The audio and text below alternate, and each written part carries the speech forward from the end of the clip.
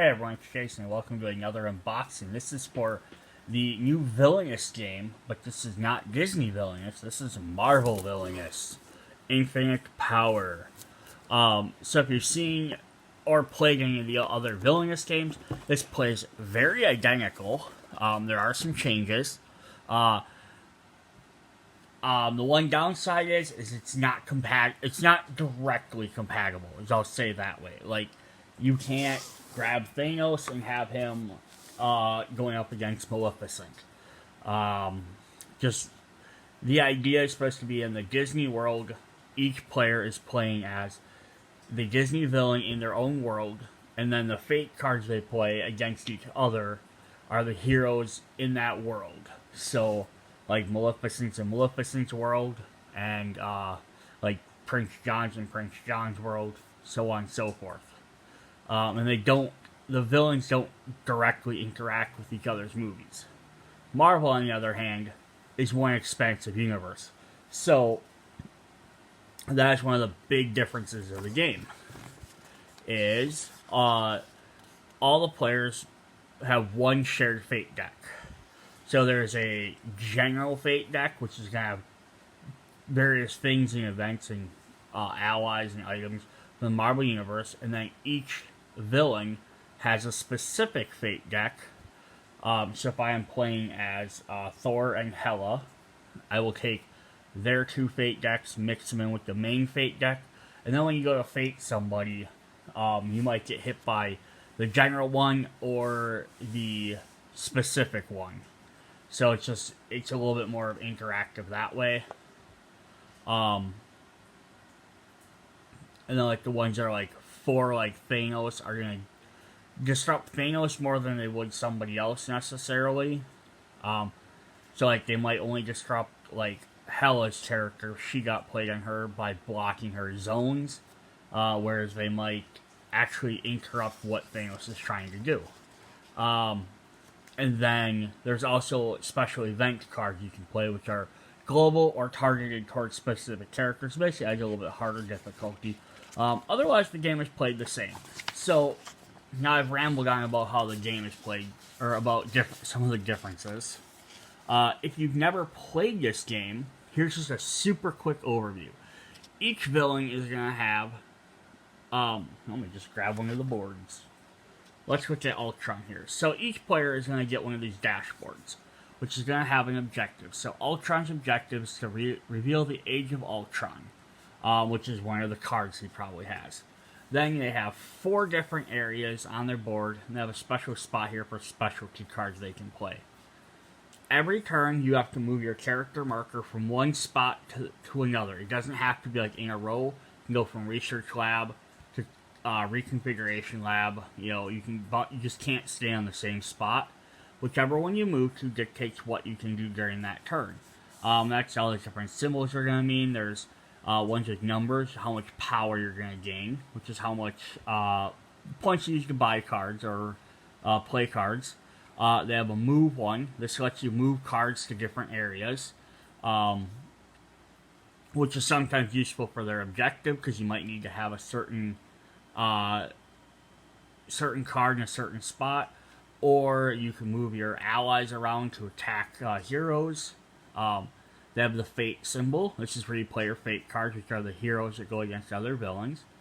They have the play card symbol, so if you are here, you can play a card from your hand, but only one per symbol. So you can see the difference here is we have 1 power, 1 play, 1 fate, and 1 move. If he moves to this one, he has 3 power, 1 move, or 1 play, 1 fate. So it's kind of the same thing, but he gains more power, but he also gets an activate symbol. So if he has any cards out that have this activate symbol, you can then use that ability. This one has 2 power, play a card, discard cards. Reason why you want to discard cards, you have stuff in your hand that you can't use, or you're not needing at the moment, because then you can, at the end of your turn, you draw back up to your hands, to the specific hand size. So rather than sit there and be like, I can't use these cards, go to a discard spot, discard a bunch of cards, draw new stuff. It's how you're going to find certain cards you might need to win. And then there's this symbol, which my brain does not remember what that one is, because I think this is one of the new ones. Gain power, activate, play a card. Oh, this is Vanquish. That's why I don't remember. It looks a little bit different. Vanquish is what you use to have your allies, which you play on the bottom here, fight the heroes on the top. You land on this spot, you can have any of them fight, and we'll get more into, like, as I kind of go through some of the cards, you get more how you do the battling. And then this one just has 2 play, discard, and draw. So, like, lots of times in Ultron, I'm going to imagine what people are going to do is probably be bouncing a lot back and forth between these two, gaining 3 power, playing 2 cards, gaining 3 power, but you might need to jump here to eliminate something, or you might need to jump here to move something. Also, as you can see on the board, there's a little faint outline on these top cards. What this means is when you play a hero card, they cover up these spots. So if I play a hero there, if I move to this spot, I can no longer access his abilities. So there's a reason to take care of the heroes. And that's, the gist of the game. Each player takes turns trying to move around their board, completing their various objectives. So you can play ally cards, which are other villains and minions that help you, items that attach to them, effects, which are one-time use, and then you have specialty cards, which are like ongoing abilities that a hero can use. So this is the other difference from the Disney Villainous game. The Disney Villainous had conditions, I believe they were. Is that right? I think that's what they were called. I could be wrong. But they had special cards that are basically like, you had them in your hand, they're very powerful cards, but they needed a I think they're called conditions, because they needed a specific condition to happen. Like, I don't remember the exact one, but an example might be like Prince John might have had one that said, if another player gains so many power tokens, you can play this card to gain 3 power tokens. To basically help you advance his goals, but you had to wait until somebody. Other ones might be if another player plays a hero, then you can plays a villain, you can play a villain. And things like that. So they got rid of those, and instead they added specialty cards, so they're going to have certain cards that work really well for them. And we'll look more into when we get there. Then we have fate cards, you can be heroes such as like Iron Man or Thor. And yeah, they have items and effects as well. Some of them have Protector, which is a new icon for this game, which just means you have to beat them first. The global events, which we'll look at. Card actions, and then Thanos has extra set of abilities, which we'll kind of go through. And here's a picture of Loki on the back, so my guess is either he's one of the villains in here somewhere, maybe with Thanos, or it's just a hint at what's coming next. Hopefully they keep making more for this. Alright, let's look at the actual components of the game. So, you get these big, nifty player markers. So you have Thanos here, kind of looks like his helmet here, with like the Infinity Gauntlet. We're going to get Hela, who kind of looks like Hela, like cape, horns. A little less abstract than some of the other ones. I think all of these kind of are, versus especially the Disney ones. Because like here, this is literally looks like Ultron's face, with like some Ultron drones around him. I kind of like the Disney ones where they're a little bit harder. Like you look at it and be like, oh, I get what that is, but it wasn't straight up. Taskmaster here, actually, it's pretty cool. So it's like kind of his skull, but here's a sword, and then like here's a shield. So it's showing here's it's a little bit more abstract. And then finally, we have Killmonger, who gets actually a big specialty base, like this mark a trophy. He's got like kind of like a spear, and then like his mask. Alright. Other things we got. We have a big container here called the Vault. So this kind of mirrors the cauldron in the Disney one. That's for all your tokens. I'm not going to dump all these out, but here are your power tokens, which I think look a little bit different than the other ones. We have +1 and -1 counters. That was another new thing in here, so you can add and subtract to the villains. I believe that there is the ability to do that in the Disney one. It just probably wasn't as often that they didn't feel like they needed to include counters. And then there's some green soul tokens in here, which are for some various character zoos. So we'll just set all those aside. Another fun thing they do with all these Villainous games is they have little reference cards. So here's showing what all them symbols mean, just in case you forget what they all mean. And it's also showing the 5 villain symbols. So if you look at the card, you know what character it is easily. And on the back of it, it's just a quick idea of what their objectives are. And this is so you can keep it by a player. So like, if I'm playing as Hela, this gives me a little bit better description than her player card does. So like, Ultron just said, reveal Age of Ultron. So here it says, must reveal Age of Ultron after completing 3 upgrades in this order: Transformation, Optimization, Ultimate. So it gives me a little bit better description than just what the card said, or his board said. Also, you can keep it to the side for other players so they can be like, oh, that's what they're trying to do. Like, oh, he's gotten to stage 2 or he's gotten to stage 3. I know to pay attention now. Then they also just give you these little booklets. So here's like Thanos' villain guide. So it goes through and explains what their objective is, collecting these 6 Infinity Stones, and how they all work. So his, you have to place the separate stone tiles off to the side, and then you play, and here's kind of what they do. And then it says you play various cards that consult the well, which allows you to move them. You can play Throne, play allies to get them quick. It specifies how you collect them. Your unique fate cards, just some of them. So it's just a little helpful guide. It's just it feels like, nope, it's just a thick paper. Yeah, so it's just a little quick guide, just reminding you how to, like, what you might want to be doing, what you might want to be looking for. So like in the case of Ultron, he has a special setup.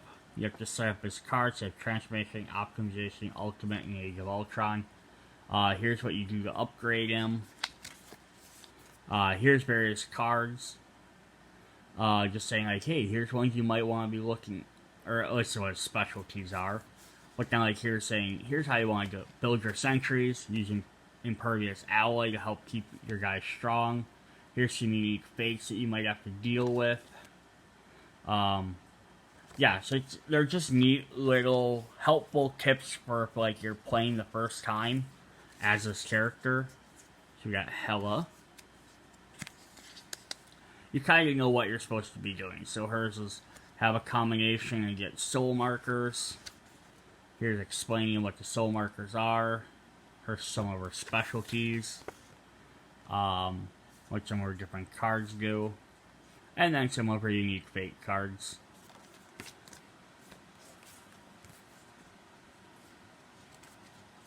Taskmaster.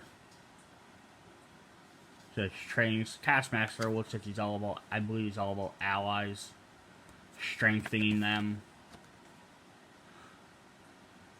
He's kind of the odd, like, I feel like it's sort of like how Disney did, where they were like, because there's always like 3 characters in all the small sets and like 5 in the big expansions, and they were like, here's your popular character that everybody wants: Thanos, Hela, Ultron.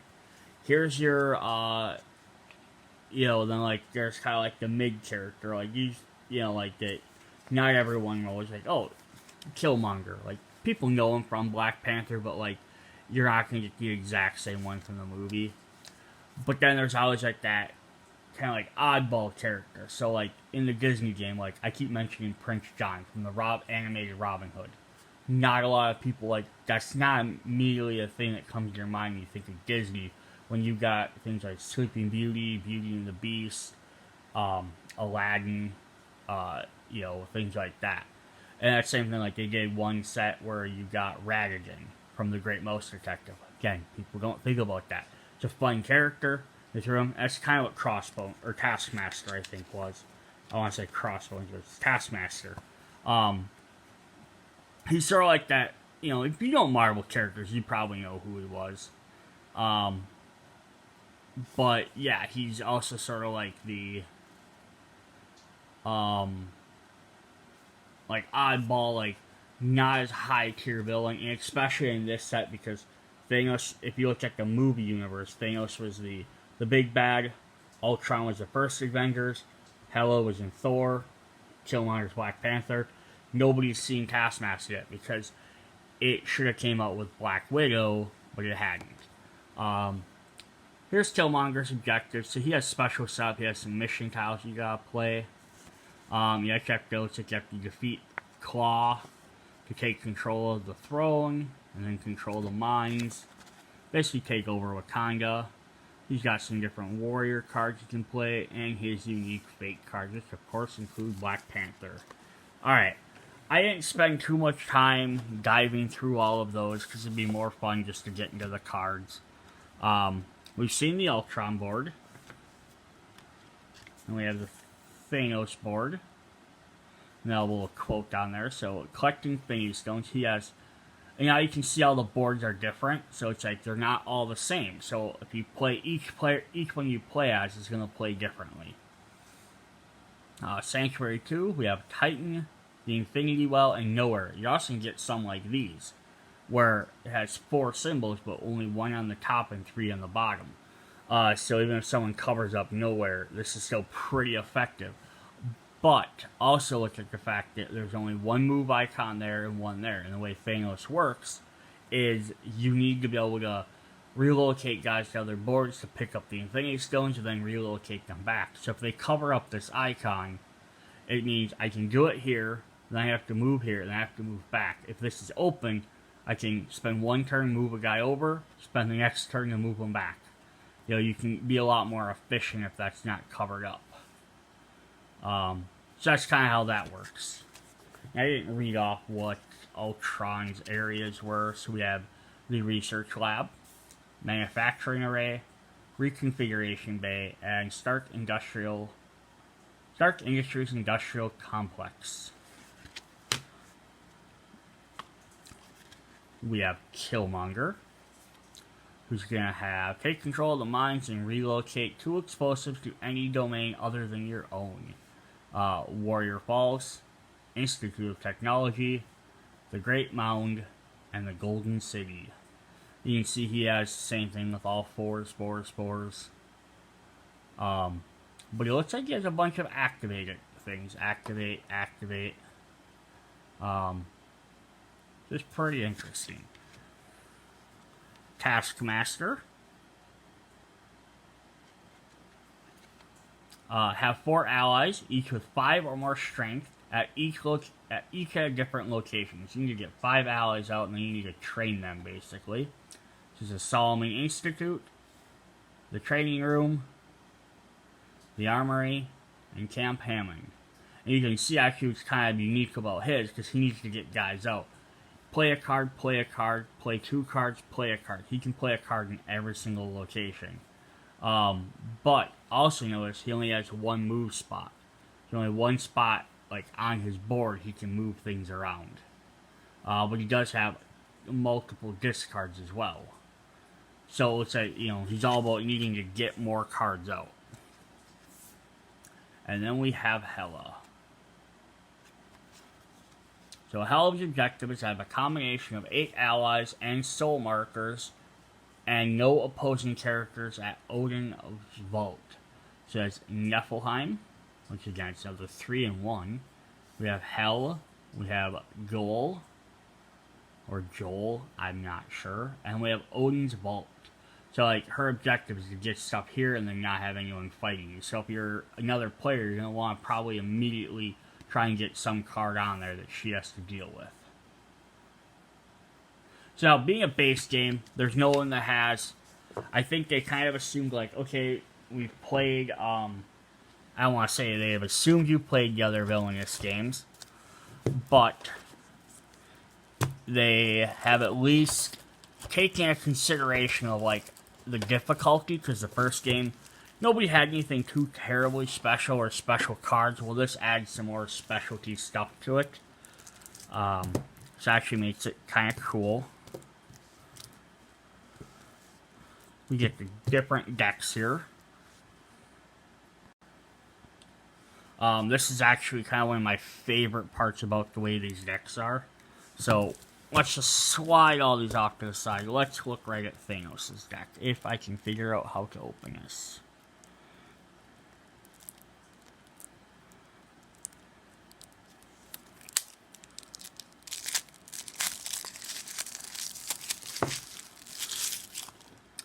So every deck has a different color back.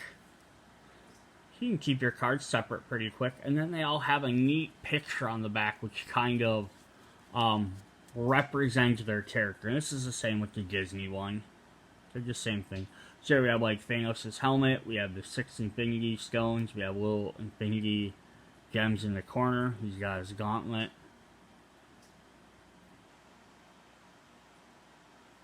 And that shows him like destroying a planet. So that's kind of neat. Yo. And then we do have his fate cards here on the back. But now, in the Disney game, the fate cards look just like the character cards. They just, so they're distinctive, so you kept your fate deck separate. These fate cards instead have all the hero symbols. So we have Iron Man, Hulk, Captain America, Thor. And then we have Miss Marvel, or Captain Marvel, sorry. We have the Guardian of the Galaxy / Ravager symbol and the shield symbol. So we kind of got like, oh, and then I just note right there, and we have the big Black Widow. So really, the only person we're missing is Hawkeye, for being one of the bigger Avenger characters. But yeah, that's kind of cool. I was just saying neat. So let's set the fate cards to the side for the moment. Let's look at what Thanos has in his deck. So here we have Black Dwarf. So on the bottom, it's listed as an ally. This is also one of the cool features about these games, is they put the different card types in different colors. So like events are in blue, allies are in red, I think, so on and so forth. Different cards, so you can tell them quick when you're look for an event, look for the colored card. So he costs 3, so you have to spend 3 power points to play him. You can play him to any of your areas. Like I said, Thanos does have a thing where he needs to move characters from his domain, like his board, to another person's domain to gain the Infinity Stones. It's his special thing. But you're not going to do that until after you play him on your side.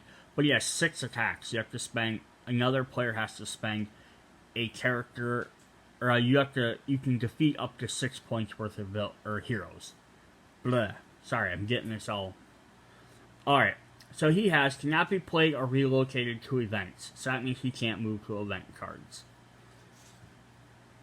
We have a 3-cost Corvus Glaive, who only has 4 hit points, or attack points, either way. When Corvus Glaive is relocated to another player's domain, you may also relocate one of the legions of Thanos' allies to his location. So he's not very strong, but he brings someone with him. We have Ebony Maw.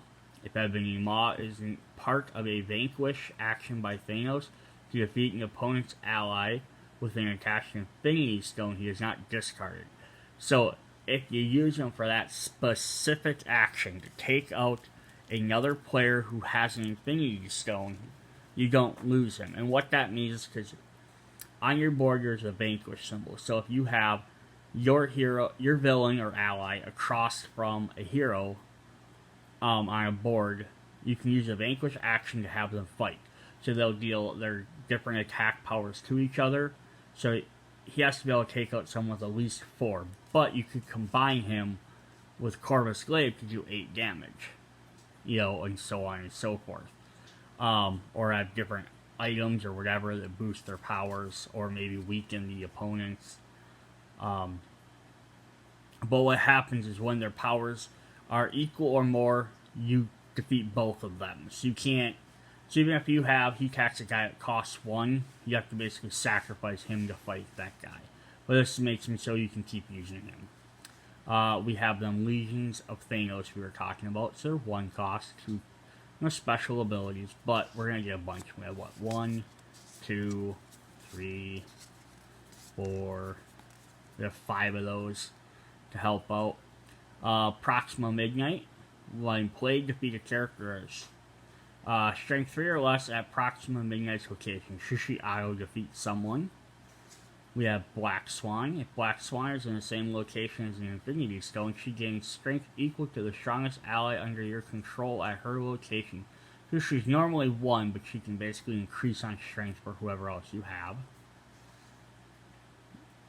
Alright, so this is an effect card, so you play it, does 1, but it costs 0, so it's free to use, but you still have to be on that part where you can play a card. A small price to pay.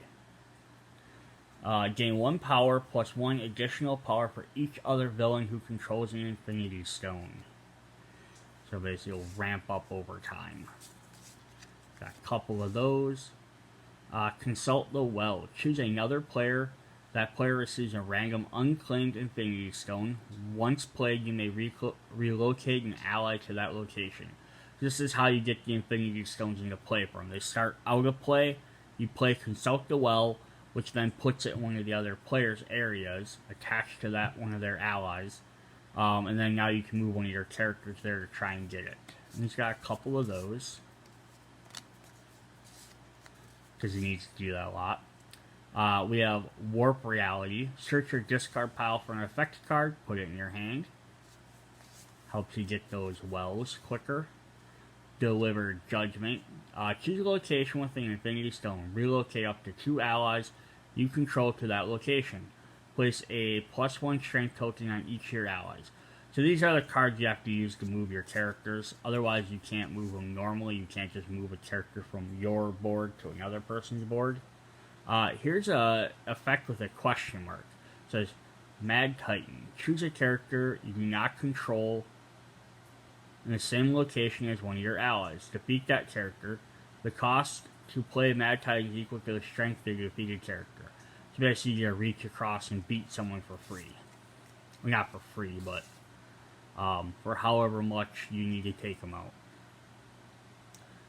Death Favor. So this is an item. So this will attach to one of your characters, or your heroes. If you don't, or allies. If you don't have an ally in play, you can't play it. It says you may choose to perform an activate or vanquish action when you move to this location. The location may not hold more than 1. Okay, so this one doesn't attach to a character. This one attaches to a space on a board. But it gives you more options of stuff to do. So that's pretty fun. Pretty helpful. A Taste of Cosmic Power. Plays a +1 strength token on an ally you control. That ally may immediately vanquish a character at this location with equal or lesser strength and is not discarded. So that helps you keep your guys. And he's got a Space Throne. This location gains movement, so you can move your guys around. And we're back to Black Dwarf. So that is Thanos' deck. You can kind of see he's got some big beefy allies. He's got cards that move them. Let's look at his specific fate cards, which are going to be represented by the little Thanos fist down there. So when these get played, they do not get specifically played to Thanos. So if I'm playing as Hela or someone else is playing as Hela and they draw this card, they do not have to play as on Thanos. It just works better against him. Because it says, a targeted villain must discard 1 card from their hand for each Infinity Stone they control up to the total number of cards in their hand. So yeah, that's not going to really hurt anybody else. You got a bunch of those. A stone is found. Choose a villain other than Thanos. That villain receives an unclaimed Infinity Stone. Once played, they immediately activate it for free. So that could help out somebody else and hurt Thanos, because if he has like a bunch of guys gathering somewhere, you could be like, I'm going to put him over there. We have Adam Warlock, who's a hero, so he'll come into play in Thanos's. If you put him in Thanos's thing, Thanos cannot win the game if Adam Warlock is in Thanos' domain. So someone plays him in Thanos', you cannot win until you beat him. So that means you have to stop sending guys to go get Infinity Stones, and you have to stop and try and beat Adam Warlock. Drax the Destroyer. At least 2 allies must be used to defeat Drax the Destroyer with a vanquish action. Again, makes him a lot harder to beat. Gamora. When Gamora is played, defeat a character at her location. That character is an ally of Thanos. Place 2 strength tokens on Gamora. So you can see, like, you could use this against anybody to hurt them, but it'd be more effective against the Thanos player. Nebula. When Nebula is played, the targeted player loses power equal to the number of Infinity Stones they control. Place a number of strength tokens on Nebula equal to that power. And then he does have some specific events. So, like, the events, on the other hand, when they are drawn, they go immediately to that character. So, if, like, again, someone's playing as Hela, and they draw this fate card to use against anybody else, it automatically goes right to Thanos. So it says sacrifices must be made. Before moving, for each of Thanos' allies in play, he must either pay 1 power, discard 1 card from his hand, or remove the ally. Reward. If you beat it, which you have 7 attacks, you're going to want to send guys to this to try and defeat it as quick as possible. Thanos removes 1 ally controlled by each other villain, so it hurts him, but if he can do it, he can wipe the board clean a little bit quicker. Alright, so that was Thanos. We keep mentioning Hela, so let's look at her deck.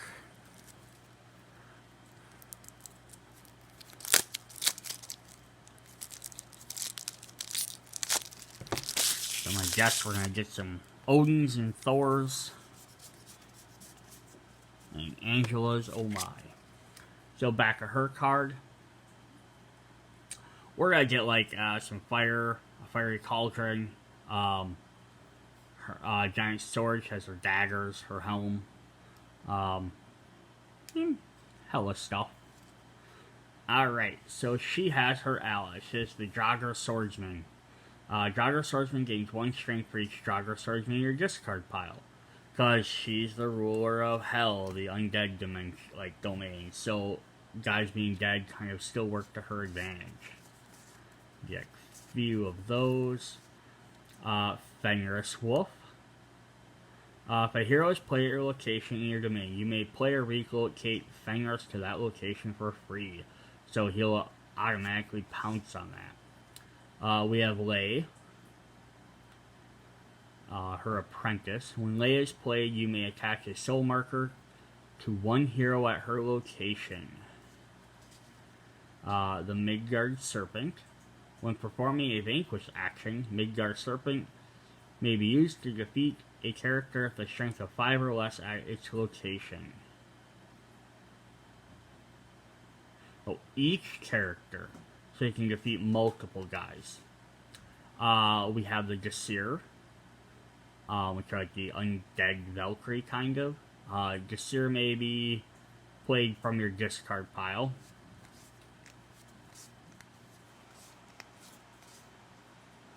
Death's Embrace and effect cards. Now we're getting to 0 cost. So she doesn't have like as many different allies as Thanos did, but she has a lot more like armies. Relocate a hero with an attached soul mark to Niflheim. Hell to Pay. Choose a hero with an attached soul marker in your domain. Perform a vanquish action to defeat that hero. Ooh, so you put a soul marker on someone, you get a free defeat on them. Marked by death. Choose a hero in any domain without a soul marker. Attach a soul marker to that hero.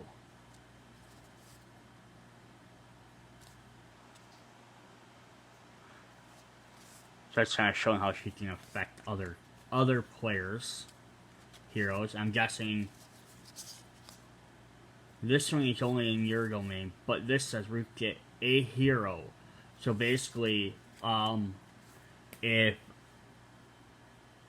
let's say Drax is played on Thanos' spot, you could play, put a soul marker with Marked by Death onto Drax, who's in Thanos' domain, and then you could play this other card, Death's Embrace, to relocate them to Niflheim, and then you could play Hell to pay to take them out. So that's how you can probably get more soul markers. Rather than hoping that enough heroes get sent to you, you can basically pull the heroes from other players' domains. So it's, again, this is kind of that neat interaction with the villains. Price of Life. Choose a hero with an attached soul marker to another player's domain. Remove the soul marker from that hero, then gain power equal to that hero's strength. So the same idea, you could throw a counter on one of their characters and then gain a big bonus. Soul for a soul. Choose a hero with an attached soul marker on any domain. Remove that hero. If you do, you may defeat a hero in Hela's domain for free. So essentially, hey, let me help you out, but I get to take out one of my guys. Then she has an item. So this is Night Sword. So this is attach the soul marker to any hero without one at this location. And it has the activate ability. So you play this and you can use that activate ability. And then she has her specialty card here. Hand of Glory. Choose a hero from the Fate discard pile. Pay power equal to their strength and then play them at any domain with an attached soul marker. So that's pretty special. I did not actually say that intentionally. Hela's Binding. Each time another player defeats a hero with an attached soul marker, gain 3 power. Essentially, it's kind of nice that if you play, you're spending points on them. Someone defeats him, you can potentially gain a bonus for it. Rage the Dead. Jogger Swordsman may be played from your discard pile. From your discard pile to your domain. So like these cards, when you play them, they stay in play and they give you a permanent bonus. Is the idea of these 3 specialty cards. So the quicker you can get them out, the more effective you can do things. Alright, who is Hela's heroes or fates? She has Fates Intervene. Shuffle the target player's discard pile into their villain deck. So yeah, most players that might not hurt too much, but when she gets a lot of stuff where she can play cards from her discard pile, that doesn't help her. Revive Souls. Choose a hero in the Fate discard pile. That hero, play a hero to the targeted player's domain. The Odin Force. When Odin Force is played, attach it to a hero. If this hero has an attached soul marker, remove it. This hero cannot have a soul marker attached and gains protection or protector. You have to defeat them first. Then we have some heroes. We have Angela. Soul markers may not be attached to Angela. When played, remove a soul marker from Odin's vault. Actively goes against your quest. Baldur. Soul markers may not be attached to Baldur. When played, remove a soul marker from any one hero. The Velcro.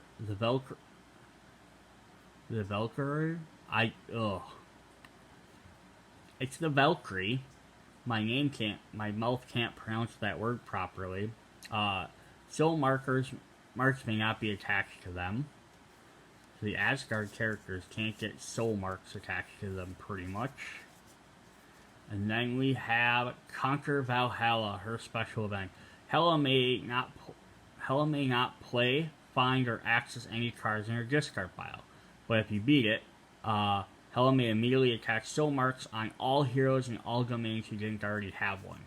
I like how powerful those fates are. Basically, you beat them bad things, you can take over.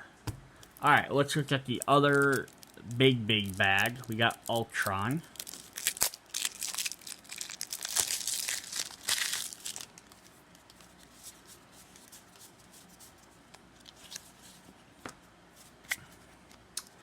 So here we got an Ultron with Ultron space. We have some circuitry and some wires going down. Some Ultron drones. some nuts and bolts, kind of like a blueprint almost of him constructing. Alright, we have, starts out right with Alchemia. This is his bride for a while.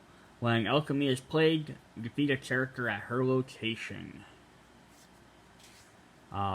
Duplicate Sentry, just a cheap ally. So he's going to get a couple of them. Makes sense, he's going to have some like drone type characters. Flying Sentry. If Flying Sentry is at an event when it resolves, you may relocate this ally to any location in your domain. So you can basically play him to take out an event, and then if it finishes, you get to put him back. So that's kind of cool. Giant Sentry. A 6 cost, 6 attack. You may discard 2 other sentries from your hand instead to pay for this card. So we have duplicate and we have flying sentries. And we have a heavy attack sentry. This location gains Vanquish. Got some utility going on. Ultron's other bride, Jocasta. When she is played, you may relocate any hero to any location in any domain.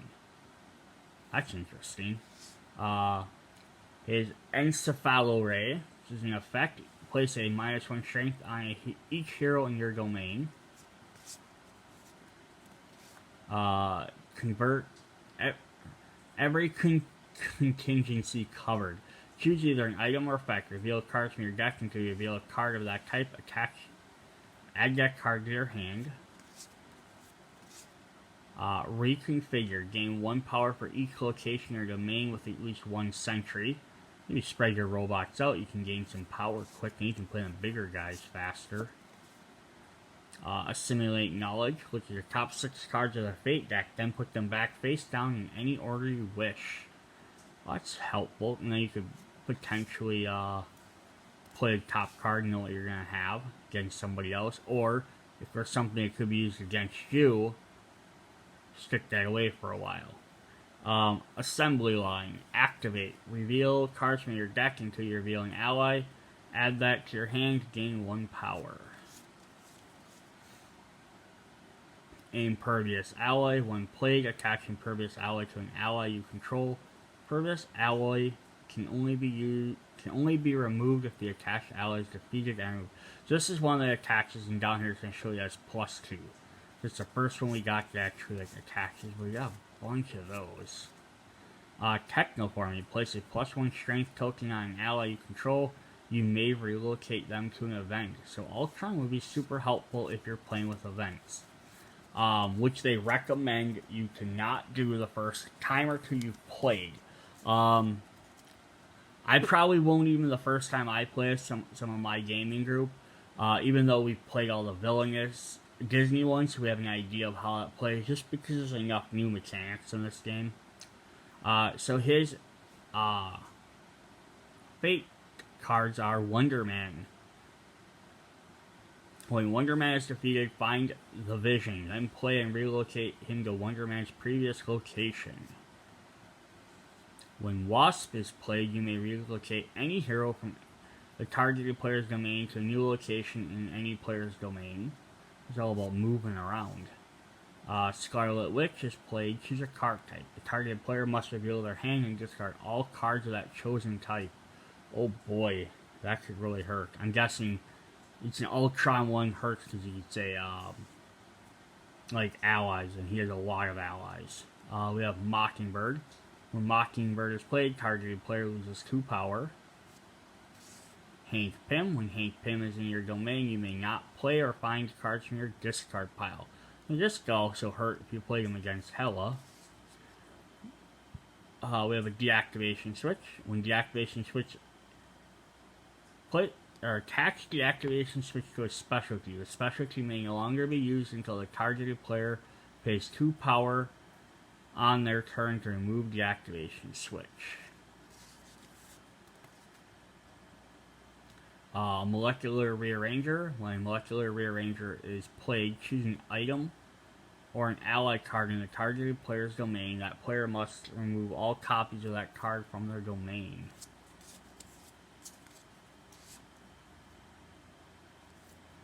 And his special event, the Invasion of Stark Enterprises. When gaining power, Ultron gains 1 fewer power. A reward, he gains 6. Almost seems like the least worrisome one. It's kind of interesting that his does the Vision, even though the Vision's not in here. Did Ultron have... I don't think Ultron had any actual specialty cards. Nope. So it must be his upgrade cards must be considered specialty cards. Alright, let's look at Killmonger next.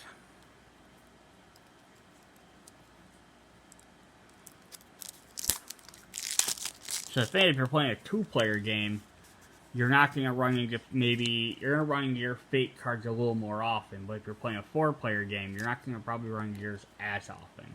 So here we have Killmonger, who has the spears. He has a giant sword, some tribal writing, his special face mask, the Black Panther collar, and then the waterfall that he threw Black Panther down. So we have his allies. Dog of War. You may play Dog of War to another player's domain and send these guys right over to other people's spot. King. When King is played, you may relocate an item you control into your domain to his location. Basically, you can move your items around quicker. Okay. Oh, they're gonna be like pawn pieces. King, we have a knight. There's no special ability. We have some rooks. When another ally would be defeated at rook's location, you may remove rook instead. Wakabi. Your power cost to use on activated abilities reduced by 1. Wakabi cannot be played if you claws in your domain. So to defeat Claw first. Execute plan. Perform an activation icon. Killmonger's Fury. Defeat a character with a strength of 4 or less in your domain.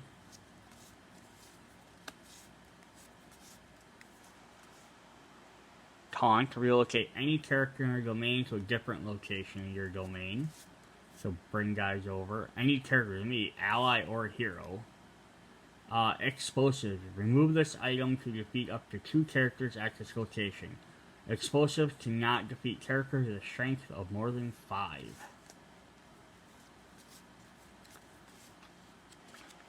Hacking Rig.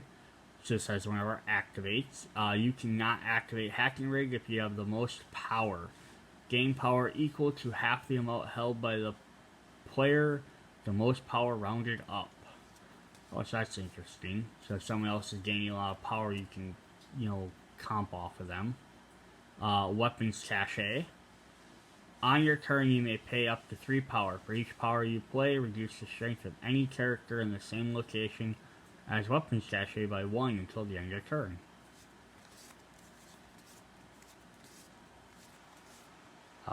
Wound. When Wound is played, attach it to a character you do not control in your domain. That character loses 2 strength. I have a -2 down there. His specialties. Is an Armored Rhino. Heroes at Killmonger's location lose 1 strength. That even costs 0 to play. The Heart-Shaped Herbs. Activation. It gains, play a card. Heart-Shaped Herb cannot be played with claws in your domain. Overpowered. Place a +1 strength token on all allies in your domain. That'd be helpful. I wonder why that one got shuffled weird. Another specialty, Rage of Kaluna. Before moving your villain, you may discard a card from your hand to find Killmonger's Fury and add it to your hand.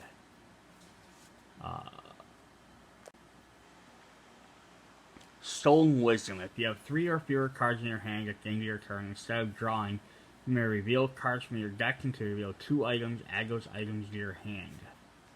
Interesting. I can read these and I can kind of speculate what everyone's supposed to do.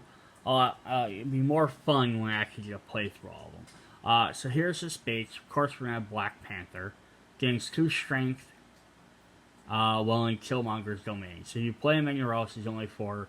You play him on Killmonger, he becomes a 6. The Dora Milaje. So they have protectors, so you have to defeat them first. Of course, we're going to get a couple of them. We have Everett K. Ross. You can kind of see how this is, based, all these are sort of yes, they're their own characters and stuff, but you can also see how they're kind of, at least a little bit based on the movies. This seems a little bit more heavily, I think, based off the movie. Hela, a little bit, but she also has some characters that were never in plenty of characters that were never in the movie. Thanos with the Black Order and the Infinity Gems is highly based off of the movies. Ultron's kind of in the middle. And I won't go about Taskmaster unless he's all Black Widowy stuff and Russians. So Everett K. Ross. When Everett K. Ross is played, you may remove an item from your targeted player's domain. The Hatud Craze.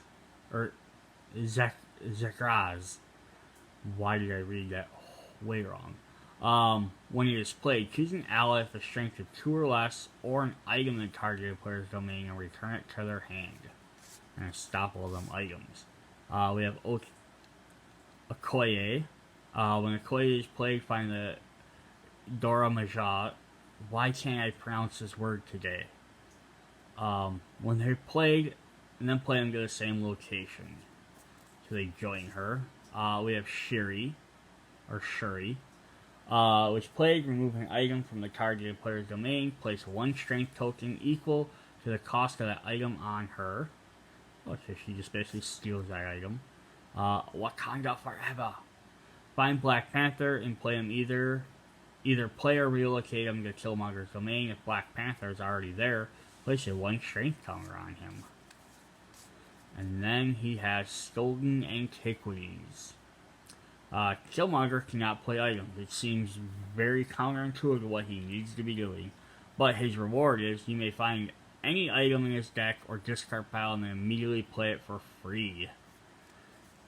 It doesn't seem as powerful as some of his other ones, but that could be the final one you need to do, too. You're like, I just need that one more explosive or that one more item to win the game, and that could do it. Alright, we got one more villain to look at. We have Taskmaster, who, honestly, out of these 5 characters, my favorite. Hela, I have a soft spot for her.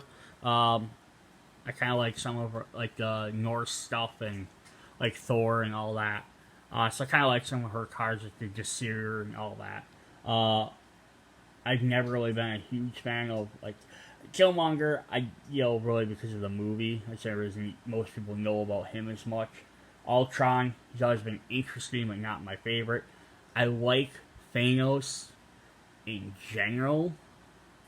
I just don't like that they always attach him to the Infinity Stones. I know that it's kind of a trope with him, but that's not the only thing he is. And I actually like reading stories about him when he has nothing to do with the Infinity Stones. Those are some of my favorite stories. So here we have Taskmaster. So he has his shield, his sword, some ninja stars, some arrows, some daggers, and then his mask. Basically because he's proficient with every weapon. If you don't know Taskmaster, his whole special deal is he has photogenic reflexes. So he sees someone do something, he can perform that action within limitations of his body. So basically he watches Captain America do hand-to-hand combat. He can now fight the same as Captain America, which is why he has Captain America round shield. He carries a bow. He can shoot as well as Hawkeye. He keeps a sword. He can fight a sword fight as well as someone has a sword fight. He starts fighting, anyone in combat, he can basically start picking up on how they fight and counter them very quickly. So he has a lot of allies here. He usually trains like Hydra or other minions, AIM troops, things like that. So you have Anaconda. When Anaconda is used to using a Vanquish action, place a 1 strength token on each remaining ally you control at her previous location. So she's defeat her, but everyone else gains a bonus. Blood Spiders. This is a Spider-Man. I love that they included him. Hopefully we'll get the Hawkeye and Captain America ones thing. So this is a guy basically trained to be like Spider-Man. He gave him like web shooters, you can see. So in Blood Spiders played, you may relocate a hero from any location to Blood Spider's location. We have Crossbones. Crossbones may be played from your discard pile. I mean, I like the fact that they have Crossbones, but it kind of makes me wonder they're not going to have Red Skull now. But maybe they'll just have some of these characters in multiple decks. Death Shields. This is the Captain America equivalent. Death Shield gains 1 strength for each hero at his location. We have Diamondback. When Diamondback is played, place a -1 strength token on any hero at Diamondback's location. We have some trainees. Instead of discarding an ally used in a Vanquish action's location, you may remove trainees instead. You may not use trainees' ability if trainees are involved in a Vanquish action. Oh, that's interesting. So basically you can use one of the other characters to Vanquish, but then eliminate the trainees instead. Say throw them in front for cannon fodder, but not if they're actually in the battle. Then here's the Hawkeye one, Jagged Bow. After relocating or playing Jagged Bow to an event, you may relocate or play a second ally to the same event for free. Black Ant. This is crap. What's his name? He eludes me. He was Ant-Man for a while, then he became evil. But it's not Hank Pym Ant-Man, it's Eric O'Grady. That's who it was. When Black Ant is played, you may play another ally from your hand for free. Here we have Redeploy. Relocate up to 3 allies you control. So it's all about allies. Which makes sense, it's to train guys. Shadow Initiative. Relocate an ally you control from your domain to another player's domain. Place a +1 strength token on that ally. Conduct exercises. Perform an activate action. Got a bunch of those. Trainer for hire. Choose another player. Reveal the cards from that villain's deck into your villain ally. Play that ally to a player's domain for free. Then gain power equal to ally's cost +1. So that's kind of cool. Like, you can send guys to fight other villains, or you can basically help them out, but you're going to gain some power. So we have Taskmaster's Bow. Gains Vanquish. Taskmaster's Shield. When an ally at this location will be defeated or removed, you may remove Taskmaster's Shield instead. Taskmaster's Sword. All of Taskmaster's allies gain 1 strength at the same location as Taskmaster's Sword. Training Academy. That's actually kind of cool because they kept with the artwork of all the characters.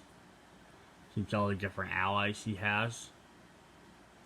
So it's not just like they use. I love that they use all the brand new artwork for these games. They didn't just steal stuff from right from the comic books. When a character is vanquished at this location, place a 1 strength token on each ally at this location. Then discard this card instead of discarding any allies. Oh, wow. Yeah, I can see how you can get his guys up to 5, and I can definitely see how you can do that pretty quick. Training Dummy. Activate. Place a 1 strength ally on token on ally you control. Lesson Plan. So this is our first activate, and you have to pay a power. Most of them just activate and do it. Here you actually have to pay a power. Find an item or effect in your discard pile and put it back enhances. This is specialty though. So once you play it stays out and then you can use it whenever you can play and activate.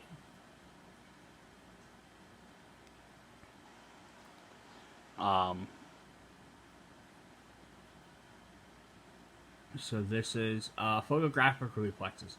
After another player plays an effect card from their hand, you may immediately play 1 power to attach that effect to photographic reflexes. On your turn, you may use the activate action to play the effect to attach to it, and then discard it to its original pile. Oh, so that's cool. So you actually steal people's effects. Let's see if I can zoom in on this at all. Can't really tell. But what's neat about this picture here is like where it's showing these symbols.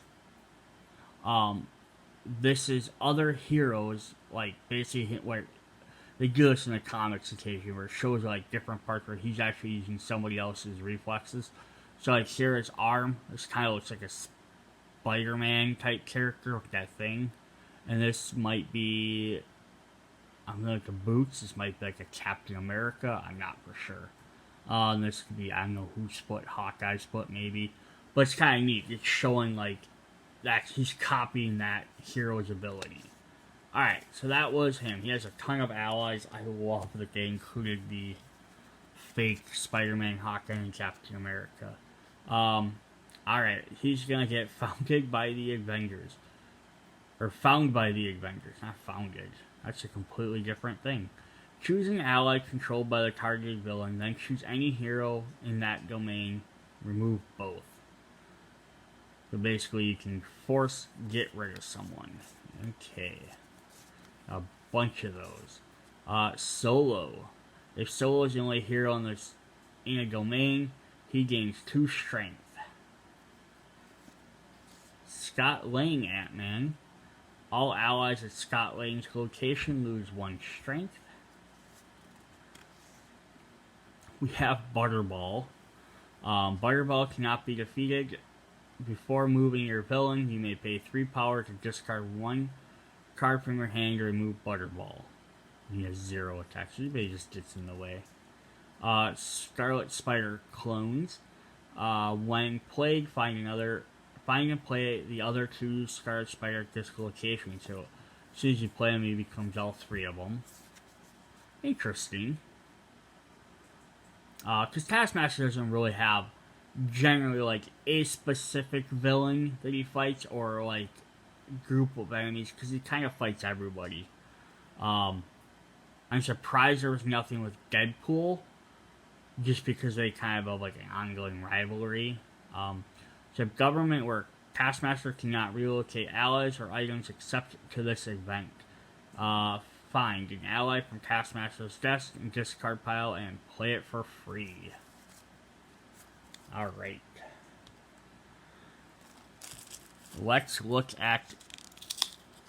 I don't know why these weren't wrapped. Maybe it's because there's not enough. But these are the general fate cards. So we have some events. So, like, again, when these get played, this affects everybody. So, again, that's why they recommend maybe not using them on the first playthrough. So, Avengers Assemble. When this event is revealed, the current villain must draw a card from the fate deck and play it on themselves. At the start of each villain's turn, they draw a fate card and play it on themselves. So, that's not helpful. So everyone's going to want to try and play cards to this as soon as possible. The reward, though, is when you defeat it, you defeat all heroes in your domain. So the only thing I'd have to look at the rules to find out is if that means if this reward goes to everybody regardless, or if only it affects the players that have allies on here. Lockdown with the Wrap. When you play an ally, you pay 1 additional power. Reward, you may find an ally from your deck or discard pile and put it into your hand. Hela Carrier Alert. You can only drop to 3 cards at the end of your turn. Reward, draw 3 cards. Protected by Vibranium. When you play an item, pay 1 additional power. You may find an item and put it into your discard. Okay, find an item. Alright, then we have our regular Fate heroes that go for our relationship. Black Widow. When Black Widow is played, you may defeat an ally at her location. Captain America. When he is played, place a 1 strength token on Captain America and each other hero in the targeted player's domain. Captain Marvel. Relocate all allies in the targeted player's domain to her location. Falcon. Relocate a hero strength of 3 or less from any domain to his location. Hawkeye. When he is played, you may defeat 1 of the targeted player's allies at an event. So again, Hawkeye's not going to be as strong if you're not using events. So you could opt to take him out if you wanted to, but he still blocks spots on the board and he spends 2. So he's not like he's completely useless. When Hulk is defeated, instead of discarding, place a 1 strength token on him and relocate him to another player's domain. Nothing can be attached to Hulk. That is insane. You defeat him, he just gets stronger, and he goes and bothers someone else. Iron Man. If Iron Man is your domain, whenever you perform an activate icon, you must pay 1 power in addition to its cost. Nick Fury. When Nick Fury is played, target player loses half of their power. Oh, that's just spending points. She-Hulk. If She-Hulk is in your domain, you cannot relocate or play 2 events. Oh boy. That could hurt. Thor, just a 5 cost protector. And we have Vision, who we heard about earlier. If Vision is your domain, whenever you gain power, you gain 1 less. That works really well against Ultron, who wants that power. Alright, so you have 1 deck left. These are a little bit thicker cards. These are our special cards.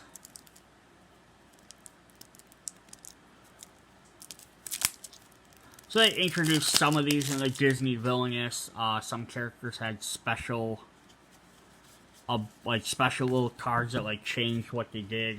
Radigan had one where you could flip him over, and he had 2 different conditions to win. I think 1 other player had it. So these are Ultrons. He has his transformation, optimization, ultimate, and Age of Ultron. So basically how these are going to work for him is you start a transformation, you have to remove 2 sentries from your domain to reveal this tile. And then you can flip it over and he gains basically a special, so it's just like a specialty card.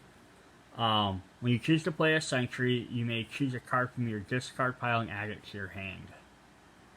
So he gains an extra, this already gains his specialty abilities. Optimization, you must remove a duplicate sentry with 2 impervious alloys attached to it to reveal this tile. So you have to plan for that. But then he gains optimization. You may play a card as move. So you get the option to move stuff around more, which will help for ultimate. You must have a sentry at each location in your domain to reveal this tile. And then you get some more arms. Before moving your villain to your location, gain 1 power. And then you must pay 12 power to reveal this tile. So if you have the other 3 out, everyone's going to need to prevent you from getting power. And then we have Age of Ultron. So it even shows you as a 12 cost up there. And when you reveal this, you win the game. That's kind of neat how he goes from regular, gains some 2 extra arms, 6 extra arms, to just, yeah, I'm going to destroy everything. There's some defeated heroes there. That's his specialty cards. Or tokens, I guess they would be. We have some for Killmonger. We have Claw, so here's a special rival. This is a new card type. Claw starts the game at the Golden City. When Claw is defeated, flip this tile over to reveal the challenge for the throne. Then move the tiles in this pile to the specialty area of your domain. So basically you have to defeat Claw, and then you get Challenge the Throne, which is a specialty. Pay 2 power. Find Black Panther and either play or relocate him to Warrior Falls. When you defeat Black Panther, reveal Control the Mines.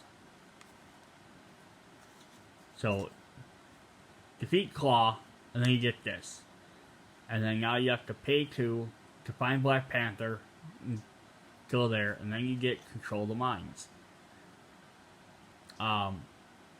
Pay 2 power, relocate explosives to another domain. If Black Panther is your domain, flip over this tile.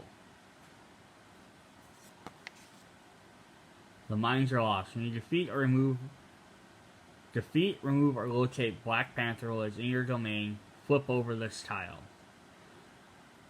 So basically you want to take control of the domain. So you get, when you defeat Black Panther, you get reveal this card. Then you can pay 2 to move explosive, which is what you need to do when you have to have 2 explosives in another player's deck or domain. With Black Panthers in your domain, you have to flip him over. If you can remove him or relocate him somewhere else, you get to flip him back over. So that's how his works. That's kind of neat, like little extra special rules. And then finally, we have the Infinity Stones. So we have Mind Stone.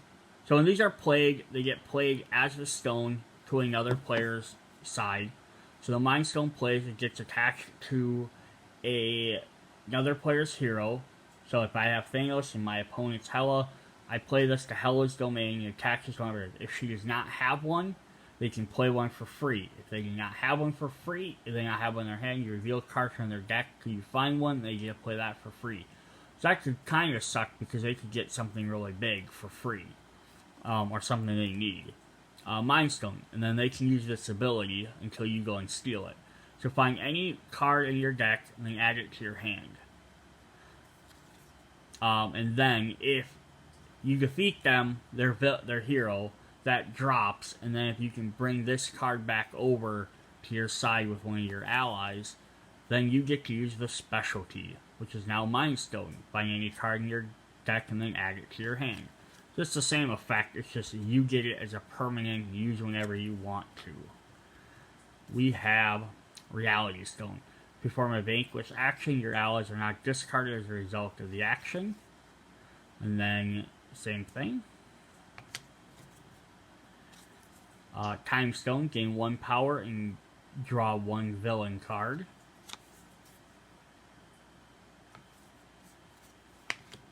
Soul Stone, playing ally from your discard pile. I'm sure we're going to have some complaints from people about where the stones are and what colors they are. But it's Marvel, they keep changing them all. You may relocate any number of your allies. Now it's like, this would be super helpful for getting all the rest of them. But the way the game works is you have to randomly pick one and give them. So you can't choose which one. And then place 2 strength tokens on up to 2 allies you control. And what's also neat with the Infinity Stones here is that, the picture, because each one has a different stone in the gauntlet. But also the fact is, when they're on another player's domain, they can actually use that as a bonus to try and do their stuff. So that is not Disney, that's Marvel's Villainous. So you can see it has a little bit different stuff. You interact with the other players a little bit more. Hopefully they make some more of these so that we can keep playing as different villains. I know the immediate thing is going to be, where are the X-Men or Fantastic Four villains? Hopefully they'll make them. With most Marvel games right now, they're trying to focus, in the recent years, they've been trying to focus on stuff they have movies for. Even if the stuff isn't directly based on the movies as much, it's just because that way the general audience is going to go by and be like, oh, I know who these characters are, I've seen them in the movies. Whereas if they started doing people that were, characters that weren't in the movies, people wouldn't necessarily recognize them, like non-hardcore Marvel fans, and they might not buy them. So again, yeah, hopefully they'll add some more. But there's also, now that Marvel / Disney own X-Men and Fantastic Four again, hopefully they're going to start putting out more content with them, with the movies and everything. So if they start doing that, then ideally they'll start including more.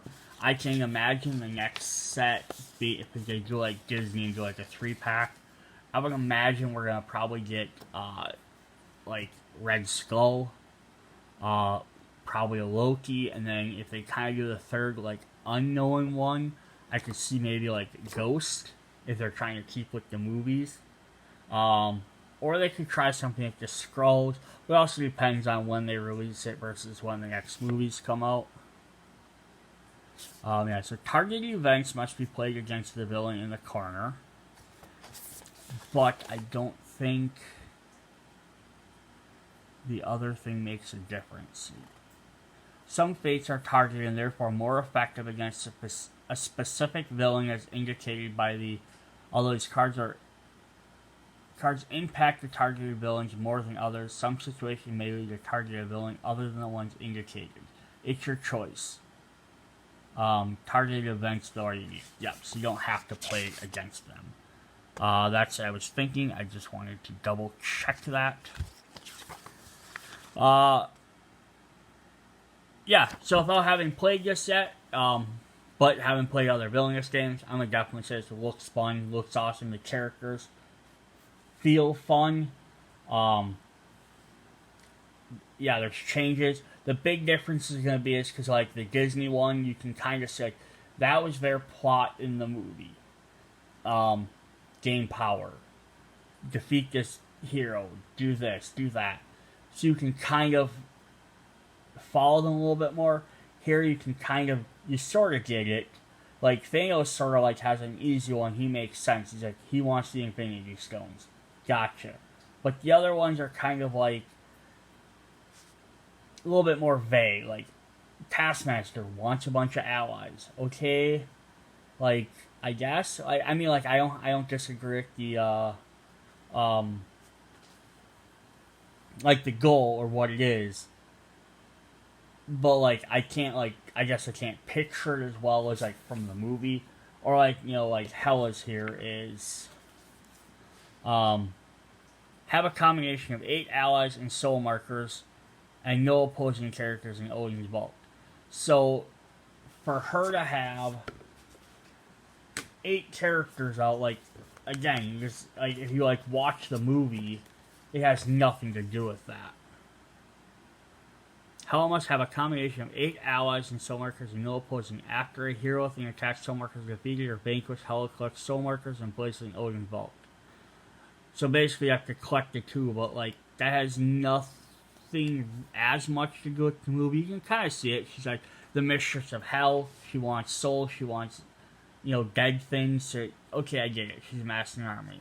Same thing, kind of Killmonger sort of follows the plot of the movie. Defeat Claw, defeat Black Panther. But then after that, it's like, okay, you take control of the mind. It's called that Wakanda. But then, what's the whole point of, I guess, sending explosives to other domains? Is that supposed to be like him saying, now that I control Wakanda, I'm taking out other areas? Ultron, just basically you're upgrading Ultron. I get it. But I don't think they feel as, I guess, as thematic as the Disney characters. But we'll have to play them all and see.